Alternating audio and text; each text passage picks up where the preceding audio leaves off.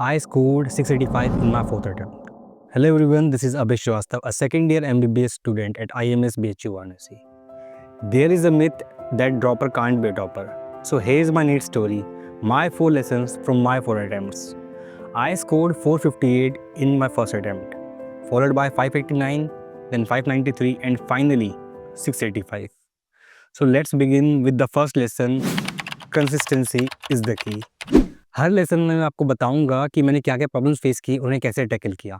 अपने first attempt के लिए प्रिपेयर करते हुए मैं 6 to 8 आवर्स पढ़ता था, बट डेली नहीं। I used to take 1 to 2 days gap in between.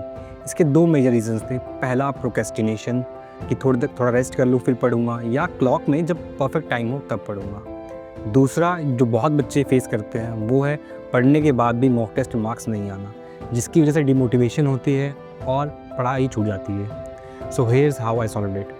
Let's assume कि तुम एक म्यूचुअल फंड में इन्वेस्ट कर रहे हो जिसकी टर्म्स एंड कंडीशंस तुमने पढ़ी ही नहीं। टर्म्स एंड कंडीशंस ये थी कि once you start investing you have to invest daily, otherwise you will lose your previous deposit. वैसे ही अगर एक दिन पढ़ने के बाद नेक्स्ट डे तुम नहीं पढ़ रहे हो तो तुम्हारे पिछले दिन की मेहनत बेकार जा रही है। Temperament is a game changer.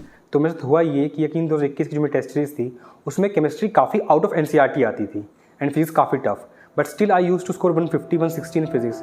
But जो केमिस्ट्री थी वो मुझे मोस्टली स्किप ही करनी पड़ती थी। एज अ रिजल्ट जो मेरा मॉक टेस्ट है वो 1.5 से 2 घंटे में ख़त्म हो जाता था। बट नीट वाले दिन जो केमिस्ट्री थी वो नॉर्मल आई और बायो और केमिस्ट्री में मुझे 1.5 घंटा लगा। और जैसे ही मैं फिजिक्स करना स्टार्ट करने लगा मैं कंप्लीटली पैनिक कर गया, मैं ब्लैंक आउट हो गया। मुझे ये तक ध्यान नहीं रहा कि एफिशिएंसी क्या होती है, एफिशिएंसी का फॉर्मूला क्या होता है। लास्ट के 10-12 मिनट में मैंने 10-12 क्वेश्चन जैसे तैसे किए और मेरा फिजिक्स का स्कोर 90 मार्क्स रह गया। जहाँ बायो में 351 स्कोर किया था, केमिस्ट्री 148, वहीं सिर्फ फिजिक्स में 90 स्कोर रह गया। तो इसे कैसे सुधारें?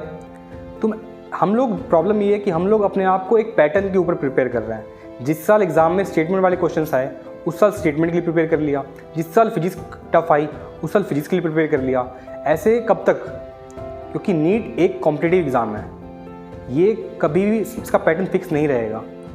तो हमें अपने आप को ऐसा प्रिपेयर करना चाहिए कि जिससे हमारा टेम्परामेंट हर एग्ज़ाम में, चाहे वो नॉर्मल हो टफ हो, सेम रहे। टेम्परामेंट अगर सही रहेगा तो हम अपना बेस्ट दे पाएंगे, और अगर हम अपना बेस्ट दे पाएंगे तो रैंक हमेशा अच्छी ही आएगी। मार्क्स की बात मैं नहीं कर रहा हूँ, मैं रैंक की बात कर रहा हूँ। Frustration bye me, this problem is encountered by almost every dropper कि वाई मी, मेरे साथ ऐसा क्यों। After second attempt I had the same thoughts in my mind कि इतनी मेहनत करने के बाद भी मेरा क्यों नहीं हुआ, ऐसी क्या कमी रह गई थी, क्या गलती की थी मैंने। इस फ्रस्ट्रेशन की वजह से मैं प्रिपेयर ही नहीं कर पाया। मैंने मई में अपनी प्रिपरेशन स्टार्ट की और 2 महीने में मैंने अपना सिलेबस कवर किया, बट बायो की एनसीईआरटी मैं कवर ही नहीं कर पाया, जिसकी वजह से मेरा बायो में स्कोर गिर गया। हुआ ये कि 1 साल प्रिपेयर करने के बाद भी मेरा स्कोर सिर्फ 4 मार्क्स इंक्रीज़ किया और रैंक तो और गिर गई। तो इसे मैंने कैसे टैकल किया?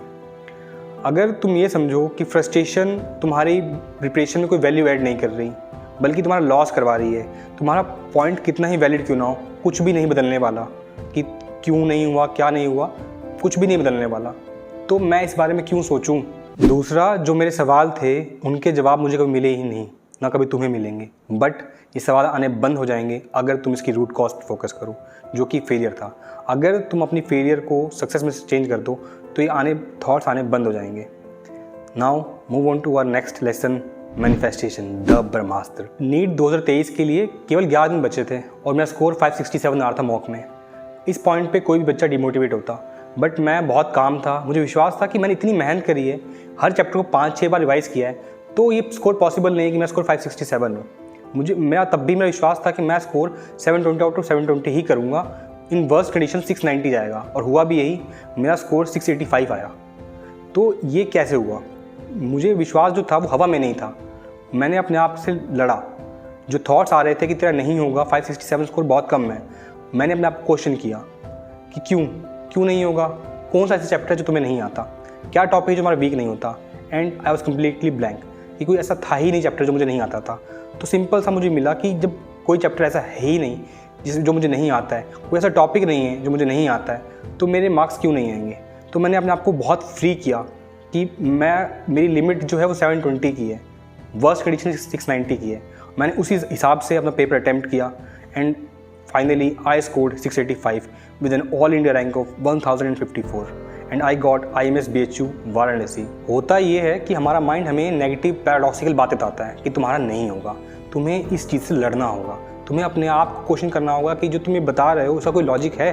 जब तुमने सब कुछ किया है तो क्यों नहीं आएंगे मार्क्स, कहाँ कटेंगे मार्क्स? अगर तुम बता दो तुम्हारे मार्क्स कहाँ कटेंगे तो उसको जाके इम्प्रूव कर लो। जब ऐसा अगर कुछ नहीं है, कोई ऐसा टॉपिक नहीं जहाँ तुम्हारे मार्क्स नहीं कटें, तो तुम्हारे मार्क्स डेफिनेटली आएंगे। आई होप तुम लोग को ये वीडियो पसंद आई हो। मैं इन सारे टॉपिक्स पे एक डिटेल्ड वीडियो लेके आऊँगा। तुम मुझे इंस्टाग्राम पे, टेलीग्राम पे भी DM कर सकते हो। टेलीग्राम का ग्रुप सबका लिंक डिस्क्रिप्शन में, कमेंट सेक्शन में पिन भी है। Thank you and have a nice day.